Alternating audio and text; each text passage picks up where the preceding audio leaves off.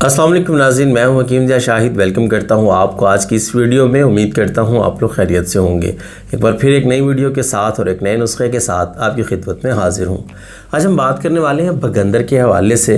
बगंदर के हवाले से एक दो वीडियो पहले भी मौजूद हैं। आज का बहुत ज़बरदस्त और मुजरब नुस्खा आप लोगों के साथ शेयर कर रहा हूँ। बड़ी तेज़ी के साथ असर करने वाला नुस्खा है और ये नुस्खा बगंदर और बादी खूनी बवासीर उसमें भी बहुत अच्छा काम करेगा। और नुस्खा भी बहुत आसान और सिंपल, दो चीज़ें हैं जो आप लोगों ने लेके इस्तेमाल करनी है। जब भगंदर के हवाले से अगर बात कर लें तो पकाने वाली जगह के बिल्कुल साथ मतलब 1 इंच के फासले पे एक ज़ख़म बन जाता है।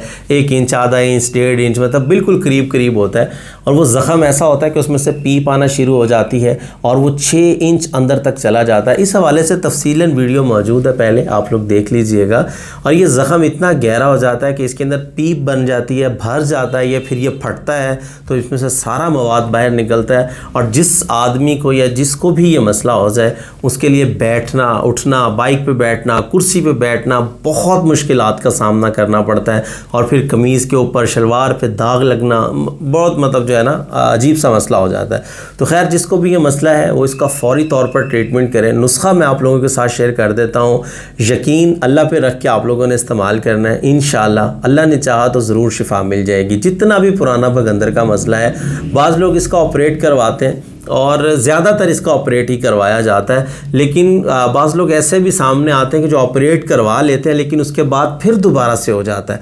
तो ज़रूर इस नुस्खा को आजमाइएगा। इंशाअल्लाह अल्लाह के हुक्म से बग़ैर ऑपरेशन के ही आपका ट्रीटमेंट हो सकता है। शिफा जो है वो अल्लाह ने देनी है। तो खैर आपको नुस्खा बताते हैं, लेकिन उससे पहले अगर अभी तक आप लोगों ने हमारे चैनल को सब्सक्राइब नहीं किया, सब्सक्राइब कीजिए, साथ लगे बेल आइकन को प्रेस कर लीजिए ताकि लेटेस्ट वीडियोस आपको मिलती रहें। तो बताते हैं आज का नुस्खा। आपको 2 चीज़ें, जैसा मैंने आपको बताया, आप लोगों ने तारा मीरा के बीज ले लेने हैं और रीठे का छिलका ले लेना है। तुख़्मे रीठा या रीठे का जो वो होता है छिलका, जो इसका तुख़म होता है वो आपने ज़ाया कर देना है। आपने सिर्फ छिलका लेना है।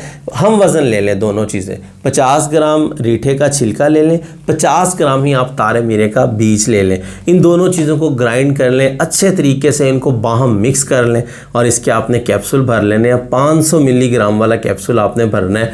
1 कैप्सूल सुबह, 1 कैप्सूल शाम, बस ये इसकी मिकदार ख़ुराक है। और ज़बरदस्त, मुजरब और आजमूदा है। आपको कमाल का रिज़ल्ट मिलेगा। मैं फिर बता रहा हूँ, भगंदर, बादी बवासीर, खूनी बवासीर दोनों पे काम करेगा। तो 1 कैप्सूल सुबह, 1 कैप्सूल शाम, ताज़ा पानी के साथ। परहेज़ बहुत ज़रूरी है। हम लोग परहेज़ नहीं करते हैं, दवाई इस्तेमाल करते हैं, बाद में कहते हैं कि इन सब को फ़ायदा ही नहीं हुआ। अब इसमें परहेज़ क्या है? खट्टी बादी चीज़ें बिल्कुल बंद हैं, मिर्च का इस्तेमाल बिल्कुल बंद है, जो आप मुरगन ग़िज़ाएँ इस्तेमाल करते हैं, बाज़ारी खाने खाते हैं, वो बिल्कुल बंद है। जितना सिंपल ग़िज़ा इस्तेमाल करेंगे उतना दवा जल्दी असर करेगी और आप लोग सेहतयाब हो जाएंगे। आप मतलब लोग कहते हैं कि जी हम परहेज़ कर ही नहीं सकते हैं। देखिए कितनी ख़तरनाक बीमारी से आदमी गुज़र रहा है और कितनी तकलीफ़ है, वो बर्दाश्त कर लेनी है लेकिन परहेज़ नहीं करना है। तो परहेज़ पे ज़्यादा तवज्जो दिया करें क्योंकि दवाई से ज़्यादा अच्छा काम जो है वो परहेज़ करता है। तो जितना आप अच्छा परहेज़ करेंगे उतनी जल्दी आप सेहतमंद हो जाएंगे। तो बादी चीज़ें इस्तेमाल नहीं करनी, जैसा कि आलू है, गोभी है, जो भी बादी चीज़ है।